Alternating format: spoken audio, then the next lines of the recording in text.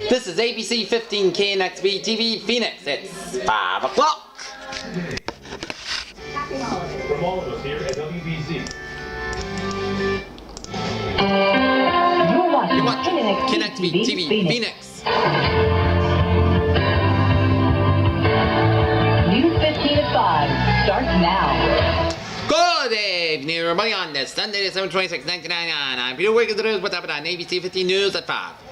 Prescott Unified School District Governing Board, POSD member Dana Womack is suing all 4 of her board colleagues with the district superintendent to keep from paying and using a public opinion survey regarding the district budget override. The suit attorney William B. Fortner found that on Womack's behalf in Superior Court Thursday lists members Dennis Colgan, Joan Fleming, and Gordon Maddox, as well as Superintendent Roger Short as defendants. It seeks a preliminary injunction against delivery and the use of the Summit Group's POSD budget override election survey. Reported district payment is said to be about $4,000 for the survey. Judge Robert Brittenell set a hearing on the matter for 10:30 a.m. on Wednesday. That's alleged that members have acted. Prescott, if you stop by the ready room of the Yavapai County Public Works Department on New Year's Eve, you could see minute details of Y2K problems throughout the United States and its territories. Emergency operations officials throughout the United States are set up with a special program from federal government so they can type in reports to the White House every 2 hours on New Year's Eve and day. Yavapai County Emergency Operations Coordinator Nick Cangelino is starting typing I do a little volunteer work. in reports at 6 a.m. New Year's Eve. He will receive reports every 2 hours from sites throughout the county, then from complying to the report for the state, which then will be sent a report to the White House. At the same time, all those who have report to the White House can read the reports from everyone else too. The reports call on the information collection and reporting system into those categories with a status for areas such as water and sewage, communications, transportation, and financial services. While government officials throughout the country say that they are Y2K ready, they are most prepared for the human or weather factors. For example, if people don't heed the warnings they've already getting on the phone when the new millennium arrives, the phone system could go down, and that would be part of the report.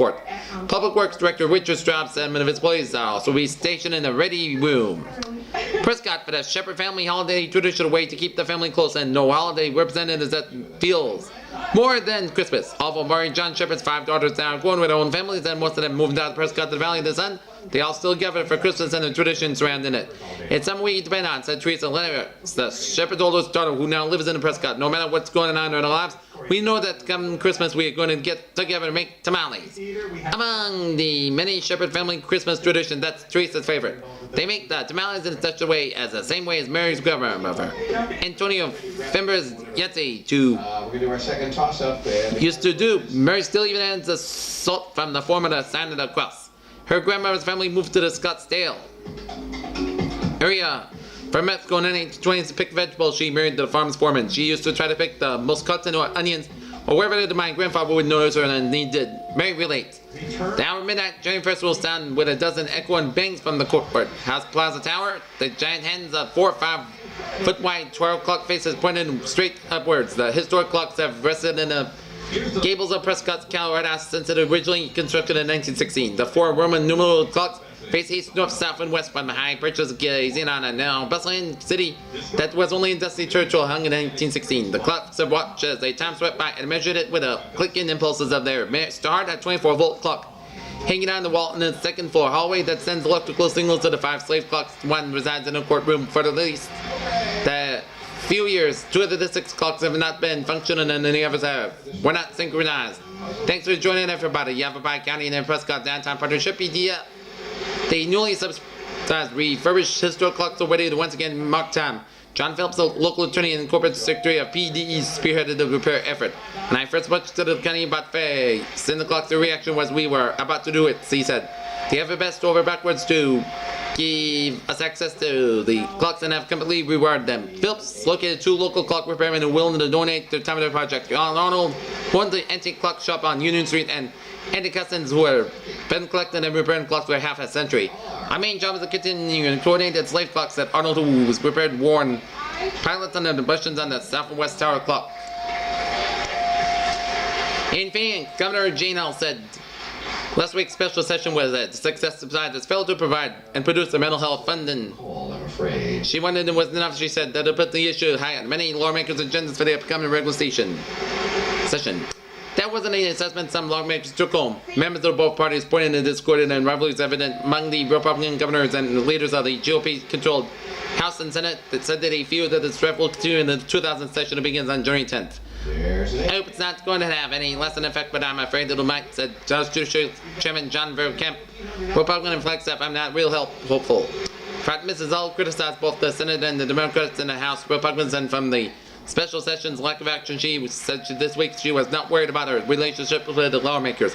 They'll be fine, she said. That's the legislature process. Everybody comes in, everybody gets real angry, everybody yells, and you let them cool off. For Kevin and others are blamed that the discord among Ms. Hull, Senate President Brenda Burns and House Speaker Jeff Gross-Costa for a large share of the special session's failure, Mrs. Hull's assessment notwithstanding. I see this whole session of the special one as never more than Governor Hull, President Burns, and Speaker Gross-Costa carry on over personal vendetta about each other. Said House Minority Whip John Laredo, Democrat of Phoenix, they went 2 rounds and bloodied each other. Zachary Smith, a Northern Arizona University political science professor, said that the special session was typical of inter-party battles at seen in states where one political party is dominant. We're seeing battles between moderate Republicans and conservative Republicans, he said. Hull has aligned herself on issues that seem to resonate with the moderates. Reserve New Mexico. Environmentalists and federal biologists have pressed, including New Mexico, in a wolf reintroduction project. The Ketron County Commission doesn't want any part of it. On Monday, the commission was unanimous in approving a resolution opposing the program, saying that the animals prey on the livestock. So far, the Mexican gray wolves being introduced in the Southwest have been released only in Arizona, next door to New Mexico's Gila National Forest. The resolution does bar such action, but rather merely expresses the county official view. Government representatives said it was one that we consider next month by Grant County would have little effect on the process. Frankly, the decision has already been made. Steve Libby, the Forest Staff Officer for Wildlife Planning, Range, and Watershed, said Tuesday. However, U.S. Representative Joe Skeen, Republican of New Mexico, said Wednesday that before the Fish and Wildlife Service put into that the wolf should conduct public hearings on a full-scale environmental review. He contended in separate letters to the Forest Service at Southwest